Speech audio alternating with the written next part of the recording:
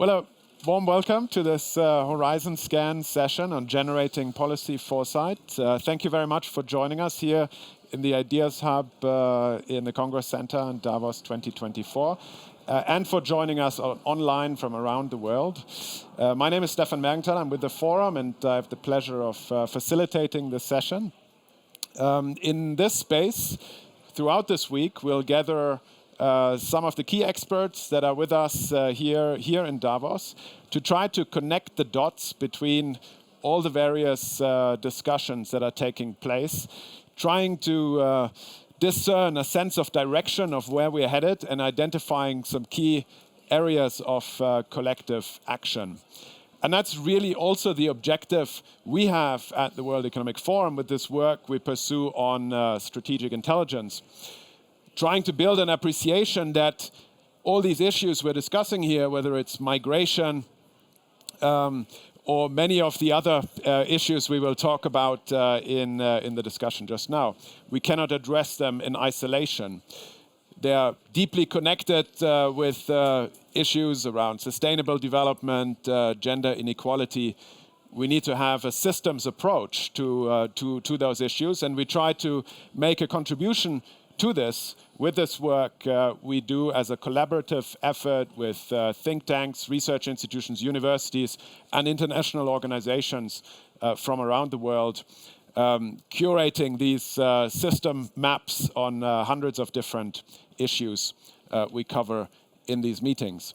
Now, as we do in Davos, as has become a tradition, we also ask some of the key experts that are with us here to give us a sense of what they see should be on our top of mind as we gather here in Davos, what should be the key issues on the horizon. And in this regard, it's my great pleasure to introduce Iqbal Dhaliwal, Executive Director of JPAL, a global research center at MIT, working to reduce poverty by ensuring that policy is informed by scientific evidence.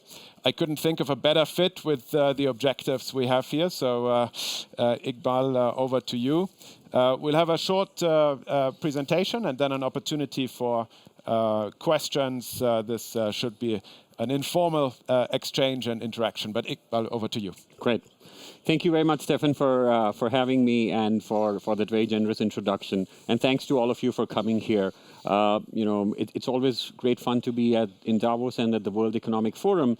It's a forum that doesn't shy away from thinking about big issues and confronting them. And unfortunately, we live in times when it seems like every day we are facing all these existential crises. Think about climate change, think about migration, think about war in Ukraine, think about the lingering impacts of the pandemics.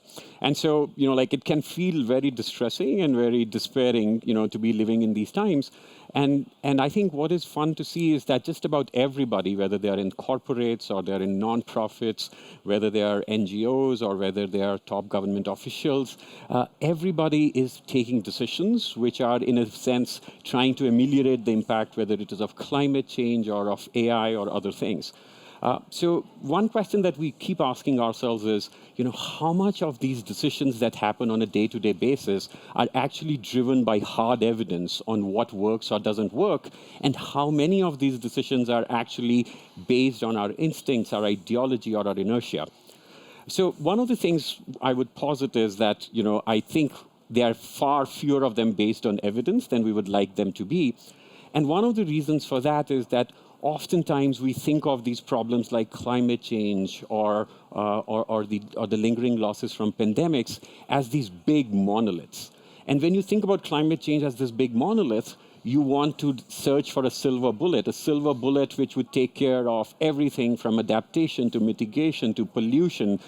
But unfortunately, we live in a world where silver bullets don't exist.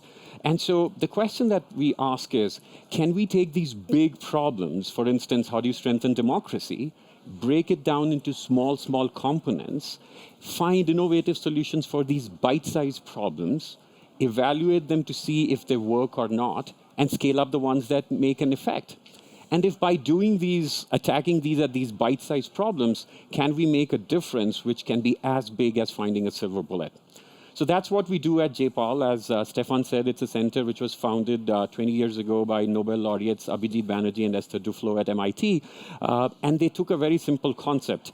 The concept is the same randomized controlled trials, or RCTs, that are used to evaluate the efficacy of drugs and vaccines before any of us pop a pill. But take that RCT concept away from the lab and take it to the field. Work with real people, real problems, real partners on the ground to figure out what works or not and scale up what works. We've now done this in about 80 countries in the world across 1,800 research projects. And so the question today that I'm trying to answer is, when we scan the horizon, what are some of the key challenges that we see coming in the next 2 or 3 years? And what are some of the key takeaways that can help rebuild the trust, which is kind of a key theme here at Davos? So I have lots and lots of ideas about these big challenges, very little time. So I thought I would focus on just 3 of them: climate change, democracy, and AI, since those are the ones which are kind of top of mind for a lot of people. So let me start with climate change. So here's the fun thing with climate change. Again, the climate crisis, as I mentioned to you earlier, can seem like this really, really big problem. And so we are all waiting for this kind of carbon-eating machine or a carbon-eating bacteria, which will take care of all our problems, and then we won't have to take care of the hard choices.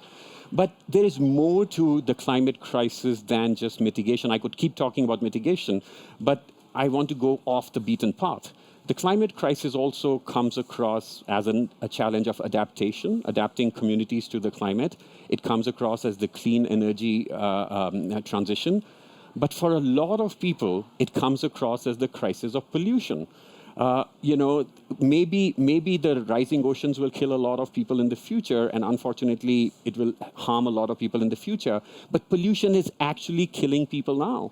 There was a University of Chicago study which found that in South Asia, across most countries, the lifespan of people is being reduced between 5 to 12 years. Every individual on average is losing years of their lives because of pollution, including 7 years in Bangladesh and so forth. So what can we do about pollution? And that has been proven to work. So let me talk about 2 things. I could talk again about many, but let me talk about 2. The first is industrialization. At Davos, both this year and last year, there's been a huge focus by LMICs on industrializing. Can we pull in the supply chains from China into our countries? Now, one of the impacts of industrialization is a lot of industrial pollution. And so what do you do about this pollution which is killing people? So here's what we did. A few years ago, the Obama administration tried to introduce carbon trading, could not go much further with it. We took that exact same concept and went to this state called Gujarat in India and a city called Surat in India. And we said, can we try and reduce pollution by substituting the command and control structure that we have for pollution control by something completely dramatically different? So how do industries and countries around the world try to keep industrial pollution in check? Whether it is the United States or whether it is India, you have a command and control structure. What it means is you set a cap for how much you can pollute, and then you have these army of inspectors who will show up at your factory, take these air pollution samples, and they will fine you if you are polluting above a certain level. Now, that is expensive, it is inefficient, and it spawns corruption. And once there is corruption in anything, it means actually you can violate even more than you could normally be doing. So we said, here's what we are going to do. Instead of the inspectors, we are going to take very simple low-cost sensors and put these sensors in the smokestacks of these factories. And by the way, we're not talking about the Reliance or the Adani factories, which are massive. I think many of them actually have a lot of these measures already in place. These are your mom and pop factories, the tanneries, the other places which are emitting emissions. So replace the inspectors with sensors, and replace the fines with a market where people can trade in these emissions credits, and they do it voluntarily. And what do? And we baked in an evaluation, and we found that it led to up to a 30% decline in emissions. And you don't even have to force the factories to do it, because very soon they realize that I don't have to deal with inspectors, I don't have to deal with corruption, and I can actually use this as a way to save money. So a really cool way on how you can do it, and now we are working to scale it up in many other parts of the country. Another example is pollution from farms. Again, I'm going to stick to India because, and maybe move a little to Uganda, because this is where some of the work was done. Oftentimes, small farmers take decisions which are bad for the environment, not because they don't understand that it is bad for the environment, but because that's the only economic decision that can make sense. And what are some of these decisions? Cutting down trees in the Amazon or in the areas abutting your farm and expanding your farm space. Or it can be as simple as burning the stubble, the waste residual in India, rather than pulling it out by hand and recycling it. So here is again what we try to do. Instead of the inspectors, it's again, by the way, the similar regime of command and control. Instead of the inspectors, we brought in something called satellite images. It so happens that you can get very cheap satellite images to understand where people are burning forests or they're cutting down trees. And instead of the fines, we said we will have a payment for eco-services. And not only will we pay you after, if you don't cut, we will pay you in advance for not cutting. And let's see how that contract works, because it is a repeated contract. And we find a significant decline in the cutting of trees in Uganda. And we similarly see a significant decline in stubble burning in India, in the state called Punjab. So again, I hope I showed you with these two examples that these big problems that sound like, okay, how do we control pollution? How can we do this? And why is it not working? Can be done if we be innovative and break down the problem into small pieces. Okay, moving away from climate, let's move to what is probably the most exciting thing that is going to happen in 2024, which is that half the world's population, 3 billion people in 50 countries around the world, are going to go to polls. This is kind of the year of democracy in the world. Now, everybody, I think, should be concerned, and a lot of people are concerned about the weakening of democratic institutions in every country in the world. We worry about that in the United States. We worry about that in the lower and middle-income countries. And here's the question I want to ask you. Every time you read these articles which are talking about these worrisome signs of weakening democracies, how many of these articles then come out with a solution list and say, here is what we can do to strengthen democracy? I will bet you not many. So let me try and change that model again today for you. So what are kind of the 3 things or 2 things that we need for a well-functioning democracy? The first is that you want elections to be free and fair. You want to make sure that things like bribing people for votes doesn't happen. And so how do countries ensure that? Well, the free press helps. But then again, you have this army of what are called election observers who go around, from district to district, city to city, trying to see were there any incidents of voter intimidation or things. And as you can imagine, we have a finite number of people who can do this, and certainly a finite number of impartial people who can do this. So in Colombia, our researchers tried a completely different tack. They created a Facebook page, and they just crowdsourced this. They told citizens, if you see an incident of violation, just report it here on Facebook. And you would think that kind of, what is such a big innovative thing about it? But nobody had done it before. Everybody was relying on these people, and everybody was like, oh, this is going to lead to lots of fake reports. Turns out, people report it, but more importantly, candidates now start paying attention. And you see a significant decline in incidents like intimidation and certainly in bribing people, going village to village and paying money. So an extremely simple intervention, way to increase the, strengthen the democracy in the first place. What's the second thing we want? We want a democracy to be representative. We want the voices of the marginalized to be heard. So how do you do that? Are there lots of solutions floating around? I don't know. But here is what we tried. We did an evaluation of what happens when you create quotas for women in elections. And we see that in India, that once and our researchers, ran and did a randomized evaluation around that, and you not only find that the number of women candidates increases, they get elected far more, but more importantly, the perception of these women candidates increases. But now that is something which was specific to a voter campaign. Here is something even more fun, self-help groups. Self-help groups which are organized around the world for women have nothing to do with political participation, but they're all about economic empowering these women. And so you would think, what is the connection between women getting together to understand how to run a business and becoming more politically participatory? It so happens that if you involve women in these networks, their social networks expand, so they learn much more they become more politically active. Number two, their ability to organize as networks increase. So no longer do I go alone. I say, oh, why don't the 6 of us go to these political rallies? And finally, I learn how to speak up at these meetings. And so here is a very cool thing that each of us can do. Create more self-help groups, understand and strengthen these self-help groups, and it will feed into making these elections more representative.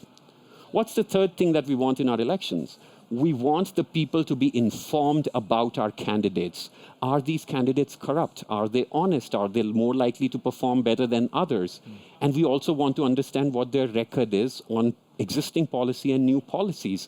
And this is what happens in low and middle income countries, that a lot of time elections happen based on caste or religious or community basis rather than these. So once again, how do you break these barriers?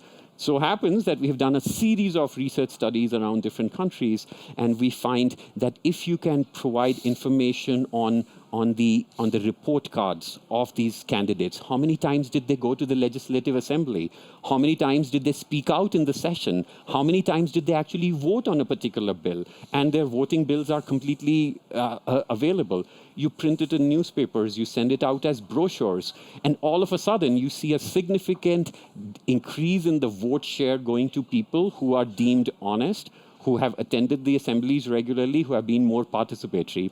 But here's an even more fun thing. The candidates who, as a result, take more effort to engage with the public, the candidates who, in Sierra Leone, agreed to participate in the debates that we put together, after they are elected, they are far more likely to continue and stay engaged with the people than they were in the past. So again, I hope you got a few ideas. I can keep going on this topic. But when people tell us, democracy is in danger, yes, it is. But let's do something about it, and there are lots and lots of proven ways to do something about it.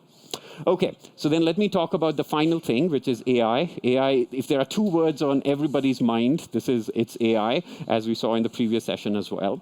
So here is the fun thing about AI in the corporate side versus the social sector. In the corporate world, what is going to be the upside of AI, right? You hope that it will increase the productivity of your workers. You hope you will be able to cut some costs and therefore have a big impact on your bottom line. In the social sector, you're hoping for very much similar sort of things. You hope you can reach more people. You hope the impact of the programs can improve.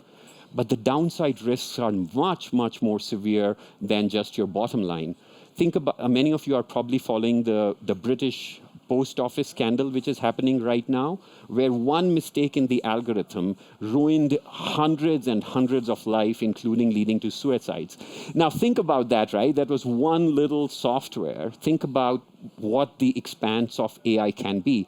And that's why in the social sector, we really need to worry. And we need to worry for 2 reasons. The pace of change is absolutely staggering. No technology has been adopted, I think, at the speed and the scale with which AI is being adopted. And number 2, most of the research and most of the work that is happening is not happening in our universities. It's happening in the private sector. All this money is heading into the private sector. And think about the incentives here. And so let me just start on the positive. What are kind of the 3 big things that AI can do in the social sector? The first thing that it can do is help governments better target the programs to the individuals who really need it. There are tons and tons of these government programs about skilling people, about turning people into entrepreneurs. And how are these programs distributed? You simply go by a poverty line. You say, okay, Iqbal's income is below $5,000. He's eligible to get a loan to start a business. Nobody is trying to figure out, does Iqbal have it in him what it takes to be a successful businessman? And because there are thousands of applicants like me below the $5,000 poverty line, you basically just randomly assign it or give it to people. AI can really help you understand what are the characteristics of a successful businessman and do it at a large scale, and therefore limit the money to some of those people. It can also be used in disaster management. For instance, if you know there is a cyclone coming in a particular area, rather than waiting for the cyclone to hit and then send blankets and water to these communities, you can actually use AI to predict which are the houses which are much more likely to be severely affected, push a button and send the money to these houses preemptively a week before the crisis is coming to help them prepare for it. So really, really big impact. What's the second big benefit of AI, potential benefit? It is to increase the number of people to whom the benefits can reach. Think about agriculture extension workers, a program which has been found to be extremely effective where extension workers go to farms and tell them what crops to sow and all that. Limited supply of agriculture extension workers. Now what is happening? Farmers can literally take a photo of a leaf on which they have a disease, upload it, and in real time with AI tools, you can get a prediction saying, apply 5% of X chemical, and voila, you're done. So the number of people who can be reached can greatly increase. The final big positive that we are also working on in researching is AI can increase the impact of these programs. For instance, in early childhood education, one of the organizations I'm associated with, Rocket Learning, is trying to figure out how the early childhood educators can get tailored and custom assignments for the children rather than one size fits all. So then, if there is so much positive, what are the risks? Risk number one. Most of the developing countries do not have the data on which to train the AI models. And as a result, a lot of these models are just pulled from one country to another. In the US, for instance, research has found that AI models which try and predict the disease patterns for patients give very bad results for Black patients because they have been trained on mostly white patients. What is the second big risk? The second big risk is biases. The biases that we have as humans getting exacerbated. And you see that in employment, racial discrimination, and you see that in things like bail decisions, and you see that in housing decisions. So really have to be careful about it. And then the final thing that I worry about is that AI is being seen as the silver bullet without thinking that the world that has been set up, the civil services rules, the programs and policies that the governments have been set up for a world without AI, with humans. And nobody's paying attention to this other bit. And we have seen, I myself was involved in a study where the government installed these biometric devices in local primary health centers, thinking that if the doctor's attendant is taken in real time, it will actually lead to an increase in attendance. Well, what they didn't figure out is that the civil services rules don't let you fire a doctor unless somebody has actually noticed a physical pen and paper signature. And more importantly, you have a 40% shortage of doctors. So here's what happened. The attendance initially of the doctors increased because everybody was like, oh, everybody's taking my signature, so I better be careful, my fingerprint, so I better be careful. And after the program ran for 6 months, they realized, whoa, for 6 months, everybody knows that I only come to the office 3 times a week and nothing has happened to me. And I was such a fool to be coming even for 3 times a week. And so now they stop coming actually less. And so the attendance actually falls. So this is what I really, really fear about. Okay, so I'm going to end by just saying that I hope I have been able to give you a few examples about how when philanthropists come together, researchers come together, policymakers come together, and instead of despairing about these problems, break it down into small bite-sized problems, we can actually make an impact and very much rebuild the trust of the communities in our ability to do something and do something now. Thank you very much.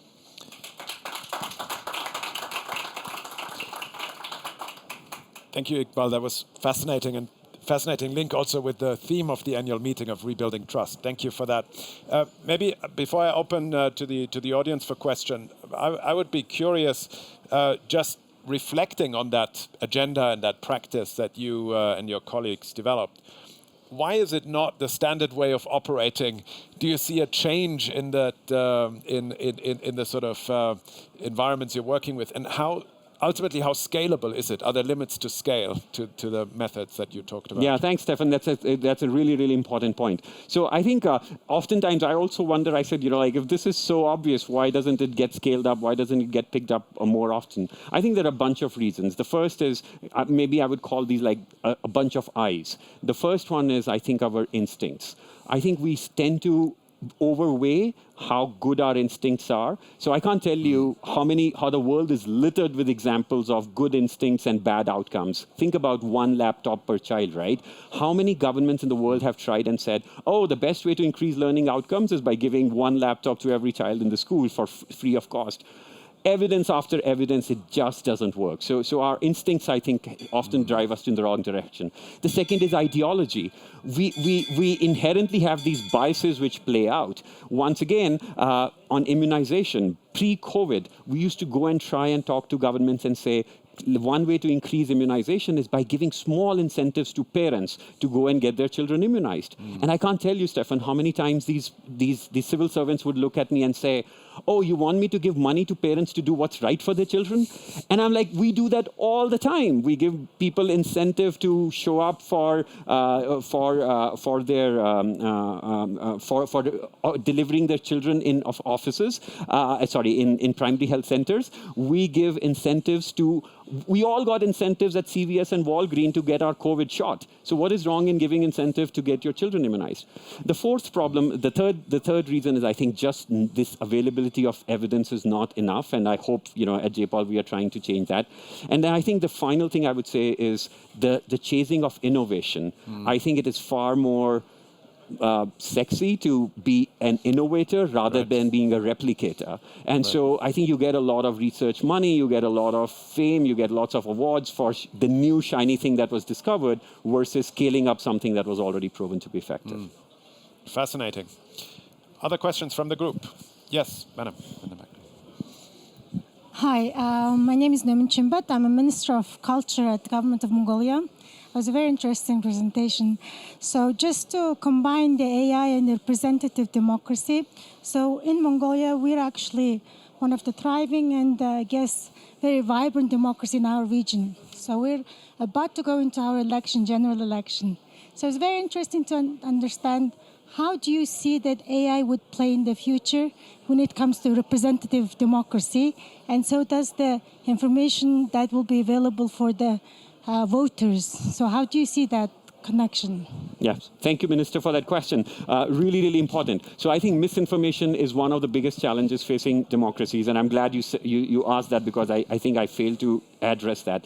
So I think there's actually a lot of research happening on how do you overcome these biases. So I'll give you 3 quick answers to that. One is on trying to get better literacy, media literacy training to our journalists on identifying fake things versus the real things. It's really, really important. The second is working with a lot of providers in your country on the algorithm that upscales these things to people. So I think there is a lot of research that is happening around there.